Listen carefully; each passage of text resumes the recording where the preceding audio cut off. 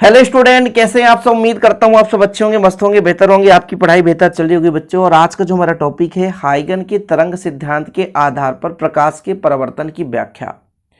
ये जो टॉपिक है बच्चों, जितना सबको कठिन लगता है उतना ही सरल होता है और इसे आप लोगों को मैं बहुत ही आसान तरीके से समझाने की कोशिश करूंगा।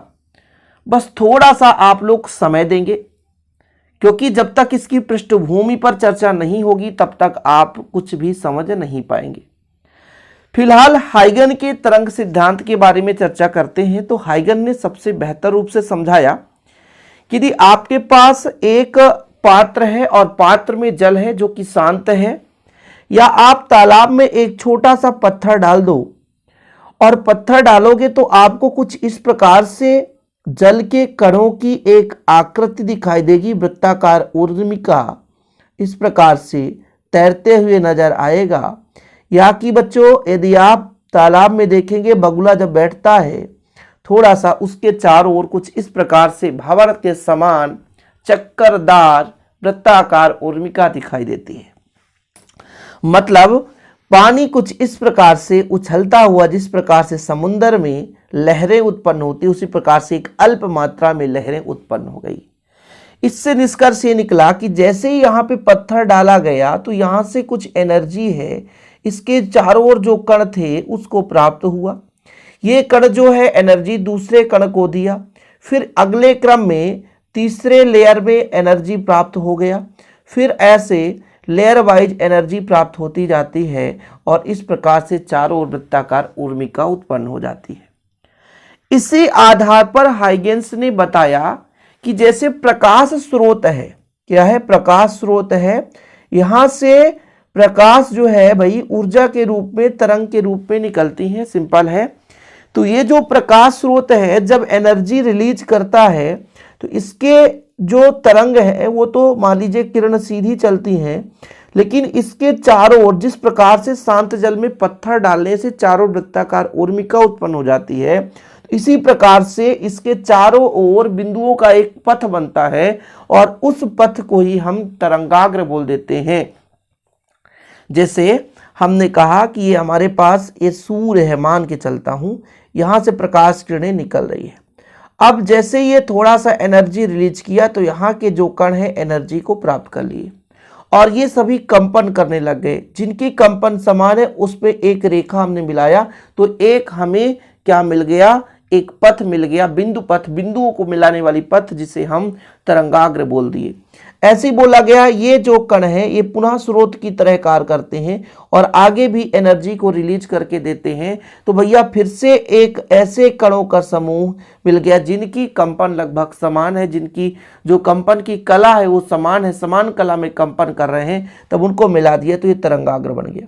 ये भी आपका तरंगाग्र है। ऐसे क्रम में ऊर्जा जो है चलती जाती है। जैसे सूर्य से आने वाली प्रकाश किरणें माध्यम में ईथर है, ईथर में ये तरंगाग्र के रूप में आती है और जो प्रकाश किरण सीधी हम देखें तो भैया तरंगाग्र के लंबवत होती है। यानी हम जब प्रकाश किरण की बात कर लेते हैं तो तरंगाग्र के लंबवत खींची गई रेखा वो किरण कहला जाती है। ये चीज यहाँ पर माना गया। अब भाई साहब इसको थोड़ा सा स्पष्ट रूप से समझने के लिए उन्होंने एक मान लिया, ये हमारे पास तल है, क्या है, तल है, और तल के लंबवत एक परावर्तक पृष्ठ ले लिया। परावर्तक पृष्ठ थोड़ा समझने की कोशिश करना, एक एक स्टेप आप समझोगे तब कहीं समझ में आएगा, नहीं फिर कंफ्यूज हो जाओगे, आपके मन में दिक्कत हो जाएगी। अब मैं मान के चलता हूं कि यहां से प्रकाश स्रोत से प्रकाश किरणें आ रही हैं, सही है ना। तो इसकी जो तरंगाग्र है कुछ इस प्रकार से होगी, ऐसे ही होगी। और जब प्रकाश किरण कुछ अल्प दूरी पर ना जाकर कुछ लंबी दूरी तय कर लेती है तो इनकी जो तरंगाग्र है, जो बेलनाकार तरंगाग्र हो या तो आपका गोलीय तरंगाग्र हो, एक समतल तरंगाग्र का रूप ले लेता है। जैसे यहाँ पे AB को हमने एक तरंगाग्र माना है। कैसे तरंगाग्र, बिल्कुल चिंता ना करें, हम आपको समझा रहे हैं। AB हमारा तरंगाग्र है जो कि समतल तरंगाग्र है। हमने तरंगाग्र इसके पहले आपको समझाया था। तरंगाग्र में ये बताया था हमने बच्चों कि तरंगाग्र 3 प्रकार का होता है, एक गोलीय तरंगाग्र, एक बेलनाकार तरंगाग्र और जो तीसरा तरंगाग्र होता है वो समतल तरंगाग्र। जब प्रकाश किरण कुछ लंबी दूरी तय कर लेती है तो उसकी तीव्रता में कुछ ना कुछ कमी आ जाती है, तब वहां पे जो तरंगाग्र बन रहा होता है वो तरंगाग्र बच्चों थोड़ा सा समतल तरंगाग्र हो जाता है। कुल मिलाकर के जो तरंगाग्र है इस प्रकार से एक दूसरे को एनर्जी रिलीज करता जाता है और आगे जब कुछ दूरी पर पहुंच जाते हैं, कुछ लंबी दूरी पर पहुंचते हैं बच्चों, तो ये तरंगाग्र गोलीय या बेलनाकार ना होकर के समतल हो जाता है क्योंकि इनकी तीव्रता कम हो जाती है। तो यदि हम यहां पर मान के चलते हैं कि ये हमारा भैया क्या है, सूर्य है, सूर्य से प्रकाश निकल रही तरंगाग्र के रूप में, यहां भी आएगी, यहां तक भी आएगी तरंगाग्र के रूप में, और इसको हमने कहा एक परावर्तक पृष्ठ है। यहां पे आकर तरंगाग्र सीधा टकराएगी, सिंपल है, ठीक है। थोड़ा काल्पनिक रूप से समझने की कोशिश करें। मैं कह रहा हूं कि तरंगाग्र इसका कुछ इस प्रकार से तरंगाग्री आ रही है, तरंगाग्री आ रही है सिंपल तरीके से, लास्ट में ऐसे यहां तक पहुंच गया। अब इससे खींची गई लंबवत रेखा किरण कहलाती है। ये किरण हो गया और एक किरण ये हो गया, ऐसा तो हम मान सकते हैं ना। समझने की कोशिश करो, आपको एक अलग से डायग्राम बनाकर मैं दूंगा। तो फिलहाल ये तरंगाग्र थे, है ना, ऐसे आ रहे हैं तरंगाग्र, और इसकी लंबवत खींची गई रेखा बच्चों क्या है, ये मैं कहता हूं कि ए और बी दो बिंदु हैं। पहले ए पर टकरा गई पृष्ठ ए, क्योंकि भैया ये पास पड़ गया तो इसके टकरा गई, लेकिन ये नहीं टकराया, ये टकराने की कोशिश करेगा, टकरा ही नहीं पाएगा, पहले कुछ समय और लगेगा, यानी ये टाइम 0 है तभी ये टकरा गया। 0 समय पर मान के चलता हूं बिंदु ए है, और t समय और लगा तभी आगे जाकर टकराएगा किसी अन्य बिंदु पर, मतलब यहां पर हम B1 ले लेते हैं। सिंपल है, ये तरंगाग्र इस प्रकार से आ रही थी तो कौन पहले टकराएगा, ए ही टकराएगा, ए ही टकराएगा ना, ठीक है। और ये पहले नहीं टकराएगा, बाद में जाकर के स्पर्श करेगा या टकराएगा। अब ए बी जो हमारा एक तरंगाग्र था जो कि समतल तरंगाग्र, मैंने आपको पहले भी बता दिया ये तरंगाग्र है, क्या बच्चों, तरंगाग्र है। और इससे यदि अभिलंब खींच दिया जाए यहां से, तो अभिलंब खींचने पर जो ये कोण बनता है वो आपतन कोण हो जाता है आई, आपतन कोण हो जाता है आई। समझ रहे हो, यहां तक चीजें क्लियर है कि भाई साहब प्रकाश किरणें भाई यहां पे लंबवत आ रही है तरंगाग्र के, तरंगाग्र कुछ इस प्रकार से है, कई सारे तरंगाग्र हैं और तरंगाग्रों की संख्या लिमिट में नहीं है, लगातार वो तरंगाग्र एक दूसरे को स्रोत के रूप में मान करके मतलब नए तरंगाग्र का निर्माण करते हैं, एनर्जी रिलीज करता है। पहला तरंगाग्र दूसरे को एनर्जी दिया, दूसरा तीसरे को, तीसरा चौथे को, इस प्रकार लगातार तरंगाग्र आती गई। और तरंगाग्र का जैसे हमारा ए बी जो तरंगाग्र है, इसका ए वाला भाग पहले परावर्तक पृष्ठ से टकरा गया और जो बी वाला भाग है कुछ देर बाद टकराएगा, क्योंकि आगे भैया आता जाएगा ये ऐसे तरंगाग्र और ऐसे टकराते जाएंगे, और जो बी वाला भाग है कुछ समय बाद टकराएगा, लगातार टकराएंगे लगातार, क्योंकि भैया यहां से एक किरणें नहीं आ रही, कई सारे किरणें, जैसे मैंने कहा एक ये किरण पी ए है और एक किरण इधर से आ रहा है, तो जरूरी नहीं कि एक ही किरण, कई सारे किरण आती जा रही हैं, आती जा रही हैं लगातार और टकरा करके ऐसे जाती जाएंगी। सिंपल है, ये तरंगाग्र है। समझ में आया कुछ? अब जब भैया यहां से ये मान लो तरंगाग्र का एक बिंदु यहां पर टकराया और टकराने के बाद लौटने की कोशिश करेगा फिर से, तो लौटने के बाद कुछ प्रकाश किरण यहां से चली गई ऐसे, ठीक है, प्रकाश किरण जाएगी। इसको कैसे मान के चलेंगे कि जब प्रकाश किरण इधर चलने लग गई तो ये जो कणों का एनर्जी लेवल है कुछ फिर इस प्रकार से चलना शुरू हो जाएगा, तरंगाग्र कुछ इस प्रकार से हो जाएगा बच्चों, तरंगाग्र कुछ इस प्रकार से हो जाएगा। तो यहां पर क्यों देंगे हम आगे चर्चा भी करेंगे, बिल्कुल चिंता ना करें आप लोग। और इसका भी एक अभिलंब होगा बच्चों, है ना, अभिलंब होगा कुछ इस प्रकार से। तो हमने कहा कि जो हमारा तरंगाग्र है उसका ए वाला भाग है पहले टकरा गया t बराबर 0 पर, और बाद में बच्चों ये B1 पर टकराता है। तो यहां से यहां तक कितना दूरी तय करना पड़ा, तो आपसे मैं कह दूंगा कि दूरी बराबर होता है, यदि आपसे कह दूं चाल बराबर, तो चाल बराबर आप कहोगे दूरी बटा समय, तो दूरी बराबर हो जाएगा चाल गुणे समय, चाल गुणे समय। यदि चाल प्रकाश का चाल यानी किरण का चाल भी है तो v इंटू टी यानी दूरी b से b डैश vt हो जाएगा। कितना हो जाएगा? vt हो जाएगा।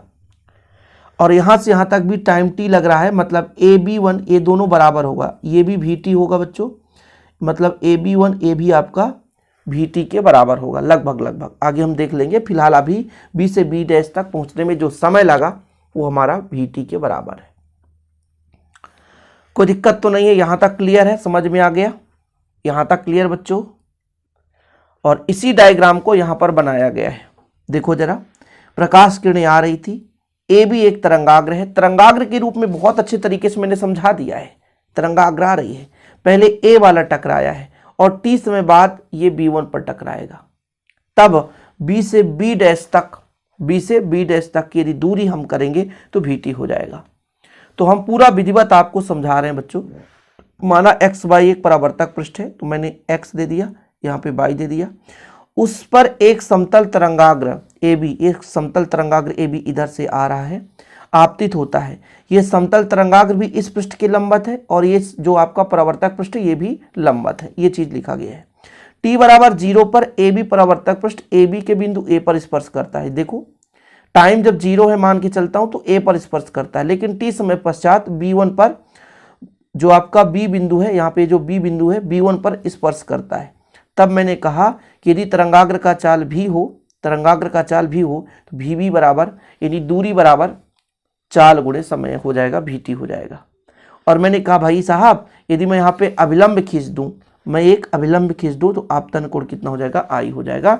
तो यहाँ पर जो आपतन कोण PAN बराबर I है। समझ में आ गया? इतना क्लियर है? आगे हम चले विधिवत, ठीक है।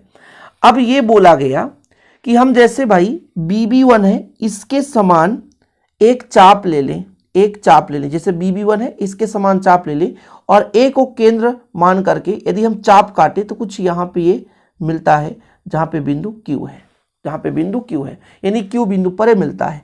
फिर इसको जब हमने मिलाया तो देखो जिस प्रकार से ये प्रकाश किरणें आ रही थी तो इसका ये आपका तरंगाग्र था, इसी प्रकार ये परावर्तित होकर प्रकाश किरणें जा रही हैं, इसका भी कहीं ना कहीं एक तरंगाग्र होगा। तो जो आपका B1Q है ये परावर्तित जो किरणें हैं इसके लिए एक तरंगाग्र की भांति कार्य करता है, क्योंकि बच्चों ये प्राथमिक तरंगे हैं जो कि प्रकाश किरण के रूप में आ रही थी और ये तरंगाग्र प्राथमिक तरंगाग्र था। लेकिन जैसे प्रकाश किरणें परावर्तित होंगी, टकराएंगी तो लौटेंगी, सिंपल है।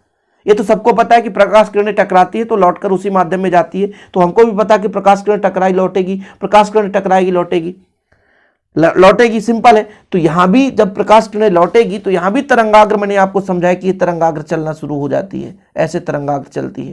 तो एक तरंगाग्र मैंने यहां पर लिया जो कि इसके समान चाप लेकर के एक चाप काटा जो बिंदु Q पर काट दिए। तो ये जो है एक प्रकार से बच्चों द्वितीयक तरंगाग्र की भांति कार्य करता है। अभी इस फिलहाल इतना समझाने में लग गया, केवल और केवल अभी पृष्ठभूमि चल रहा था।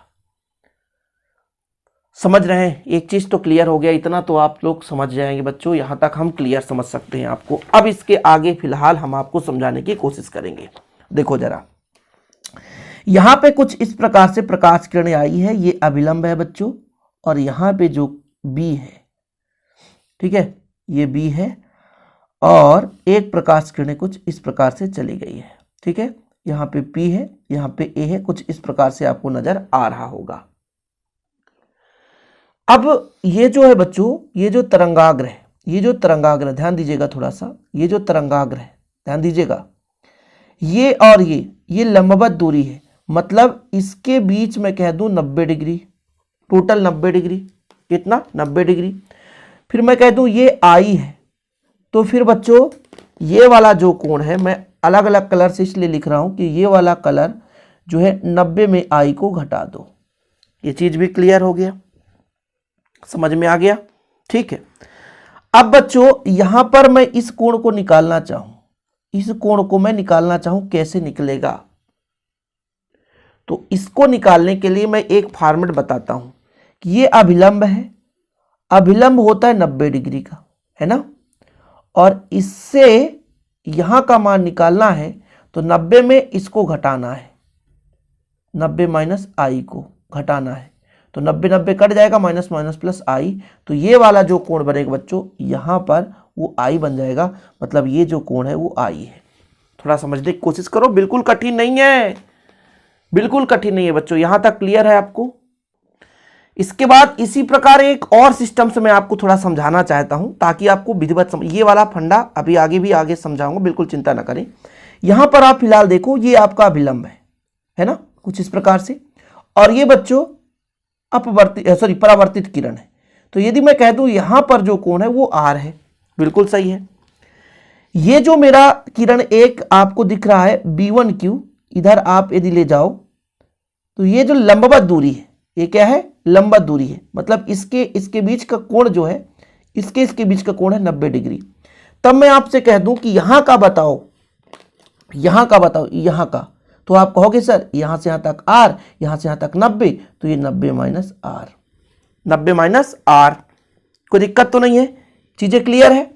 अब भाई ये अभिलंब हमेशा 90 डिग्री पर होता है, अभिलंब का मान 90 और इसका मान पता है, तो मुझे इसका मान निकालने में आसान हो जाएगा, क्योंकि पूरे का मान 90 है और इसमें आधा का मान 90 माइनस r, तो जब घटाऊंगा तो r निकलेगा, जो इसका मान हो जाएगा r, तो यहां से यहां तक का मान जो है वो r निकल कर आया।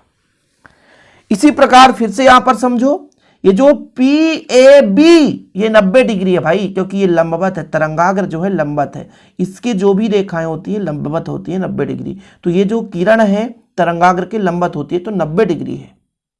ठीक है, आगे मैं लिखूंगा तो आप परेशान मत होना, कैसे कैसे लिखूंगा भाई। यहां पर आपसे कह दूं कि आपतन कोण, यदि आपसे कह दूंगा भैया, यहां पर मैं प्रवर्तन के नियम की व्याख्या कर रहा हूं, व्याख्या में मैं आपसे कह दूं कि परावर्तन कोण, कोई आपतन कोण बोले है ना, आपतन कोण, तो ये थोड़ा सा आपतन कोण भैया PAN बराबर कितना डिग्री, I है ना, ठीक है, तथा कोण PAB बराबर कितना है, 90 डिग्री। चूंकि मैंने आपको समझाया ये था कि ये जो आपका किरण है तरंगाग्र के लंबवत होता है, तब आपसे मैं कह दूं कि ए वाला कोण निकालो, कोण BAN, तो आप कहोगे कि सर ये पूरा 90 है और इधर का मान I है, तो इसमें PAN को घटा दो, मतलब 90 में I को घटा दो, ठीक है। फिलहाल इतना हो गया, इतना क्लियर हो गया। इसलिए मैं इधर का कोण निकालना चाहता हूं, ये BAB1, इसलिए कोण BAB1 बराबर कैसे निकालूंगा बच्चों, ये भी अभिलंब है तो पूरा 90 डिग्री है ना, 90 डिग्री माइनस ये वाला कोण घटाना पड़ेगा, पूरे 90 में से देखो जरा, NAB 90 डिग्री है, यहाँ पे B1 है, NAB1, पूरे 90 में से इसको घटाऊंगा, इसका मान कितना है, तो कोण BAN का मान कितना है, 90 माइनस I, तो यहां से कट जाएगा, ये निकल कर आया I, मतलब ये वाला कोण जो आया वो I आ गया। इसी प्रकार बच्चों, इसी प्रकार क्या कर लोगे सर, इसी प्रकार करके अपवर्तन कोण, यहां पर मैं एक बिंदु दे देता हूं, तो यहां पे मैं इसको मान के चलूंगा अपवर्तन कोण R है, तो इधर कोई बिंदु दे दूं, S दे देता हूं, कोई दिक्कत तो नहीं है। इसी प्रकार अपवर्तन कोण, क्यों गलत सलत इतना लिखते हो सर, परावर्तन कोण N'(B1S) बराबर R, देखो जरा डायग्राम में देखो, ये R हो गया, ठीक है। फिर से भाई मैंने आपको एक चीज समझाया था कि ये अभिलंब जो है, ये जो अभिलंब है बच्चों, इससे और परावर्तित किरण के बीच जो कोण बनता है वो परावर्तन कोण कहलाता है, सबको पता है कि परावर्तन कोण कैसे बनता है। लेकिन ये जो तरंगाग्र है इसके साथ तो 90 डिग्री बनेगा, सिंपल है, समझ में आई बात। जिसमें यदि मैं आपसे कह दूं तरंगाग्र, मान लो कोण B1S बराबर 90 डिग्री है, तब कोण कहां से कहां तक निकालना है यार, बड़ा खतरनाक है भाई। तब मुझे निकालना है QB1N बराबर कितना हो जाएगा, 90 माइनस, पूरा 90 है, 90 माइनस QB1S, मतलब 90 माइनस R, 90 माइनस आर भैया, 90 माइनस आर कहाँ से हो गया सर, समझ में नहीं आ रहा है यार, कहाँ से आ रहा है। अरे बच्चों रोना मत यार, आपके ही कारण हम पढ़ा रहे हैं। देखो यहाँ पे अपवर्तन कोण आर है, ये जो हमारा तरंगाग्र है QB1 90 डिग्री है, तब यहाँ का जो मैं मान निकालूंगा तो 90 माइनस आर करूंगा।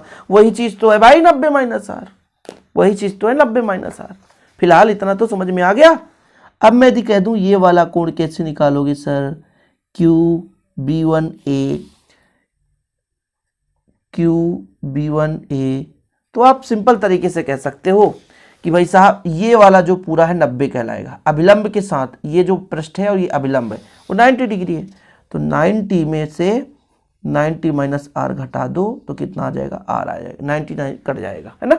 ये चीज निकल कर आया। यहां तक क्लियर है। अब हमको दो समरूप त्रिभुज लेना बच्चों। दो समरूप त्रिभुज इस डायग्राम में आपको दिखाई देगा, एक होगा BAB' और एक होगा QAB'। दो समरूप त्रिभुज लेंगे, ठीक है। समरूप त्रिभुज एक आप ले लो ABB1 व त्रिभुज QAB1 में, ठीक है। कहां से आ गया सर, मैं यहां पे एक डायग्राम बना देता हूं, फिर आप कंफ्यूज हो जाओ कि सर ये मुझे समझ में नहीं आया। देखो एक कुछ इस प्रकार से डायग्राम आपको नजर आएगा, ये B है, A है, यहां पर I है, ये आपका B1 है, ठीक है। और एक डायग्राम कुछ इस प्रकार से नजर आएगा, ठीक है। ये Q है, ये A है और ये B है। तो यहां पर जो R है बच्चों, ठीक है, और यहां पर I है, ठीक। इतना ध्यान ही रखना कि यहां पे जो 90 डिग्री कोण बनेगा, 90 डिग्री फिक्स है, 90 डिग्री, क्यों, क्योंकि तरंगाग्र के लंबवत है। यहां पर भी ये 90 डिग्री बनेगा क्योंकि तरंगाग्र के लंबवत है, 90 डिग्री बनेगा, तरंगाग्र के लंबवत है। और मैंने ये कहा था ये BB1 के बराबर चाप लिया था तो AQ आया था, समझ रहे ना। BB1 के बराबर चाप लिया था तो AQ आया था, मतलब BB1 बराबर AQ के बराबर है, कोण B बराबर है कोण Q के बराबर है, और ये AB1 दोनों में उभयनिष्ठ है ना। और किसी त्रिभुज में तीन चीजें यदि बराबर हो जाए तो त्रिभुज समरूप हो जाते हैं, ठीक है। इसलिए समरूप त्रिभुज मैंने पहले लिख दिया, जो कि बच्चों नहीं लिखना चाहिए, सही है ना, क्योंकि भाई यदि पहले लिख दूंगा तो फिर दिक्कत हो जाए। पहले मुझे समरूपता सिद्ध करना है, तो इस समरूप त्रिभुज को मैं गायब कर दूंगा भैया, कोई दिक्कत नहीं है, क्योंकि यदि पहले समरूप ले लूंगा तो फिर दिक्कत हो जाएगा। समरूपता का अर्थ क्या होता है, भुजा कोण भुजा, भुजा भुजा कोण, यदि कोण भुजा कोण ये बराबर हो जाए तो समरूप हो जाते हैं। तो दो त्रिभुज मुझे लेना पड़ेगा, दो त्रिभुज मुझे लेना पड़ेगा। कौन कौन सा बच्चों, एक ABB1 एक AQB1। ये 90 डिग्री, 90 डिग्री क्यों, क्योंकि ये तरंगाग्र था, ये किरण था, तो तरंगाग्र किरण के लंबवत होता है, ये भी तरंगाग्र है और ये परावर्तित किरण है, तो 90 डिग्री बना रहा है, मतलब दोनों 90 डिग्री, समझ रहे हैं। और मैं कह दूं BB1 जो है इसी के चाप को लेकर के, इसी के दूरी को लेकर हमने एक चाप खींचा था AQ के बराबर। शुरू में हमने बताया कि BB1 जो है वो बराबर है AQ के बराबर है, क्योंकि भैया जो प्रत्येक जो है VT के बराबर थे, हमने मान भी निकाल कर बताया था, प्रत्येक VT के बराबर है, प्रत्येक VT के बराबर बच्चों हमने मान भी निकाला था, समझ रहे हैं ना। और हमने आपको बताया कि जो AB1 है दोनों में उभयनिष्ठ है, उभयनिष्ठ, कि AB1 बच्चों उभयनिष्ठ है। और आपको यदि देखा जाए कि भाई कोण बता दो, तो कोण आपका A और कोण आपका Q दोनों पर 90 डिग्री कोण बन रहा है। और जब दो चीज यहां पे भुजा बराबर है कोण बराबर है, इसलिए हम कह सकते हैं त्रिभुज AB1 समरूप है त्रिभुज QAB1। और जब समरूप त्रिभुज है भाई साहब, समरूप कौन सा है, समकोण 90 डिग्री है, ऐसा मत करो, साइड एंगल समरूपता। कैसे कह दोगे सर, एक भुजा ये बराबर था, एक भुजा ए बराबर, फिर भुजा फिर कोण, तो साइड साइड भुजा, साइड साइड एंगल, है ना, साइड साइड एंगल यानी भुजा भुजा कोण। इसलिए हम कह सकते हैं बच्चों कि यदि त्रिभुज समरूप है तो संगत कोण भी बराबर हो जाएंगे, इसलिए इसका जो संगत कोण है ये वाला होगा। ठीक है, इसका संगत कोण होगा ये वाला, ये मत कहना था ये वाला, क्योंकि भैया ये भुजा इसके बराबर था और ये वाला भुजा इधर बराबर था, तो समझ रहे हो ना। तो इसका अपोजिट लेकर चलो, इन दोनों के सामने वाला कोण, इन दोनों के सामने वाला कोण। इसलिए क्या कह सकते हो आप लोग, कोण BAB1 बराबर कोण QBA, यानी कोण I बराबर R, और यही भैया हमारा सिद्ध हो गया परावर्तन का नियम, यानी आपतन कोण का मान परावर्तन कोण के बराबर होता है। अतः आपतन कोण का मान परावर्तन कोण के बराबर होता है, परावर्तन कोण के बराबर होता है, सिद्ध हो गया। उम्मीद करता हूं बच्चों आप लोगों को समझ में आ गया होगा, और बड़ा लंबा चौड़ा लगा यार क्लास, लेकिन मैं यही कोशिश करता हूं कि आप लोगों को पूरा जीरो से हीरो बनाने की कोशिश करूं। वीडियो पसंद आए तो लाइक करके शेयर कर दें। डायग्राम आपको एक ही बनाना है, कई सारे डायग्राम बनाकर आपको समझाया गया, लेकिन बच्चों ऐसे वीडियो पाने के लिए चैनल को सब्सक्राइब कर लें। और हैंड रिटन नोट्स लेना तो कॉन्टैक्ट नंबर 968529 है, 968529 handwritten notes 100 rupees charge है, 1 सब्जेक्ट के आप ले सकते हैं। जय हिंद, वंदे मातरम।